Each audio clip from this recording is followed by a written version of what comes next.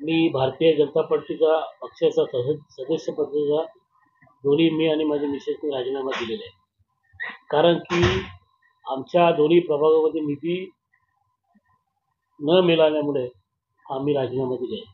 आदरणीय रवींद्र चव्हाण साहेब यांच्याकडे गेले काही दिवसापासून, काही महिन्यापासून, काही वर्षापासून पाठपुरावा करत आहे.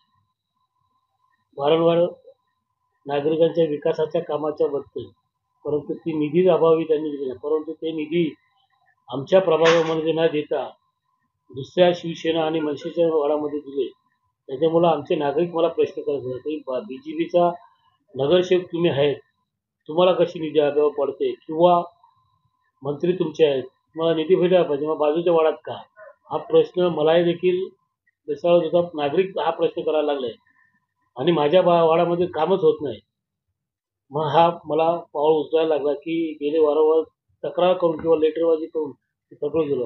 परंतु आदरणीय रवींद्र साहेबांनी निधी अपुरीशी दिली, परंतु अपुरीशी दिली. ती द्यायला पाहिजे दिली नाही. परंतु त्या बाजूच्या वाडामध्ये जाऊन 20-25 कोटी दिली. शिवसेनेच्या इकडचे मनसेच्या वाड्यामध्ये 20-25 कोटी दिले.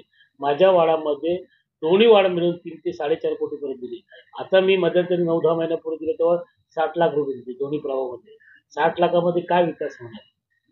परंतु येणारी तरतूद केली होती, त्याचे हेड झाले होते आमच्याकडे. ती आम्ही सांगितलं की तुमची ताकद आहे किंवा तुमची प्रशासन तुमच्या हातात आहे, तुम्ही आम्हाला हा निधी मिळवून द्या. परंतु त्याकरता देखील आदरणीय रवींद्र साहेबांनी पाठपुरावा केला नाही.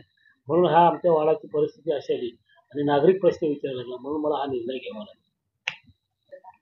मला मला जो मान सन्मान चांगला दिला व माझ्या वाडातल्या समस्या सोडवण्याकरता जो निधी देईल त्या पक्षाचा विचार केला नाही आणि माझे कार्यकर्ते